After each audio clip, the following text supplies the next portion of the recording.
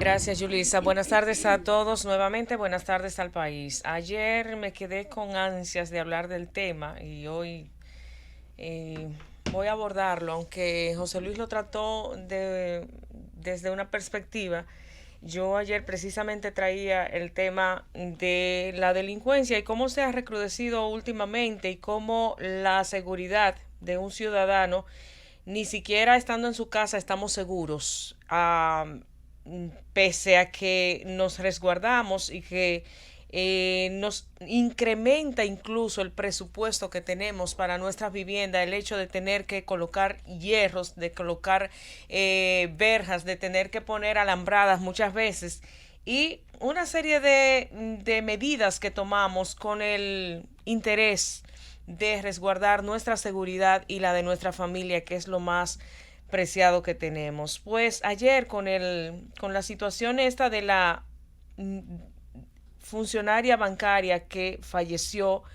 luego de que unos delincuentes desarmados o desalmados por no tener alma, pero sí bien armados, le dieran un tiro y se llevaran de paro la vida de una persona productiva, de una persona que le aportaba bienestar a este país, que le aportaba a su familia y que era un ente prudente y decente y que su vida quedara a manos de unos inmorales, delincuentes y unas personas que, bueno, antisociales, que no, en este momento, por lo menos en esta etapa de su vida, no le aportan más que dolor a esta sociedad. Tendríamos que revisarnos nuevamente. Ayer leíamos varias informaciones que tienen que ver con violencia y que tienen que ver con delincuencia callejera. Hablábamos de un boxeador en la Romana, José Luis, no sé si lo notaste esa información Ujú. ayer, pero un señor deportista que vivía en la Romana y que fue abordado por dos tigres en una motocicleta y que le dieron un tiro para quitarle un celular. Hablábamos entonces o vimos ayer también información de que una enfermera y un conductor del 911 resultaran heridos al ser asaltados. Esta información salió en el periódico El Día y uno se pregunta, pero vengan acá, ni siquiera los organismos de socorro se salvan. Las personas que van para auxiliar a otra en un estado de emergencia. Entonces estas personas también resultaron con heridas al ser asaltados por antisociales, por delincuentes que definitivamente salen todos los días a las calles como si el delinquir, el robar, el asaltar a mano armada significara su metodología de trabajo. Ese es su trabajo, del cual, bueno, aparentemente salen a hacerlo con mucha honra porque es lo que saben hacer. Y una vez más tenemos que llamar la atención de hasta cuándo tendrán que perderse vidas de personas decentes, de personas loables, de personas que le aportan a la sociedad, a manos de delincuentes que parecería que desafían día a día a las autoridades, porque el hecho de penetrar a una vivienda, de no respetar que hay hierros, de no respetar que incluso fueron descubiertos y ante precisamente verse al descubierto fue que decidieron tirar el tiro. O sea, yo estoy en mi casa, pero recordamos nosotros el caso del doctor Gómez, el cual nunca voy a olvidar, en el que un antisocial penetró a su casa, amenazó de muerte, disparó incluso y luego fue el doctor Gómez el que fue preso. Y nos preguntamos hasta cuándo este sistema de justicia, cómo va a funcionar, cuándo va a cambiar y cuándo va a favorecer realmente a la víctima y a las personas de bien. Hoy tenemos que hablar nuevamente de los atracos a mano armada, de los motorizados que andan por ahí y que arrastran a cuantas personas se les antoje, que en las mañanas hay barrios que son impenetrables y que llaman a los medios de comunicación para quejarse porque ahora que precisamente está amaneciendo un poco más oscuro, siendo la hora ya de salir a los diferentes lugares de trabajo o a las escuelas o los padres a llevar los hijos a las escuelas, pues se torna un poco más oscuro por la época precisamente del año en la que estamos, y esto lo aprovechan los delincuentes y antisociales porque también tenemos la dificultad de que no necesariamente tenemos calles bien iluminadas y entonces tenemos que nosotros salir con cuatro ojos y tratar de defendernos con lo que tenemos. Ante esto, pues, una vez más vemos que estamos un poco al desnudo y que no tenemos las garantías de seguridad que se supone que nos deba ofrecer tanto los cuerpos armados, la Policía Nacional, que debería velar por esa seguridad de cada uno de los ciudadanos de este país. Al margen de eso, señores, y en otro orden, yo quiero hablar de una información que me llamó bastante la atención porque tenía que ver con Temístocles Montaz respondiéndole de algún modo a Leonel Fernández. Hace un rato que nosotros hablábamos del tema de la seguridad social. Recientemente también está sobre el tapete el tema, por ejemplo, de algunos contratos que se han formulado en el país, que han aprobado determinados gobiernos, y en este caso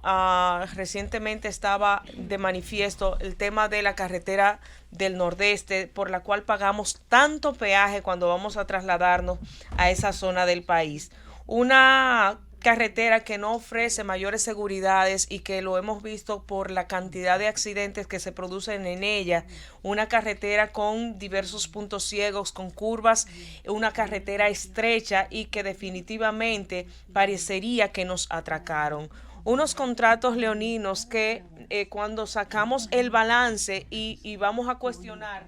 vemos quién es el responsable directo, y en este caso me refiero precisamente a los gobiernos de Leonel Fernández. ¿Por qué? Porque precisamente en estos días se produce una información en la que él habla del endeudamiento en el que Danilo Medina ha metido al país, y Temístocles Montaz le responde que él recibió una situación de endeudamiento mucho menor y que si sacamos los balances de un gobierno y de otro, Leonel Fernández, el gobierno de Danilo Medina ha endeudado en el tiempo que tiene un 2% más, mientras que Leonel Fernández encontró esa deuda en un 17%. La deuda del sector público no financiera representaba el 37% cuando llegó Danilo Medina, y actualmente está en el 39%, pero que cuando Leonel Fernández llegó a gobernar en su primer gobierno la encontró en 17% y la entregó a Leonel Fernández en 37%. Estamos hablando de 20 puntos contra 2. Aquí como un poco llamar la atención a la memoria, porque aquí la gente apuesta al olvido. Aquí los gobiernos apuestan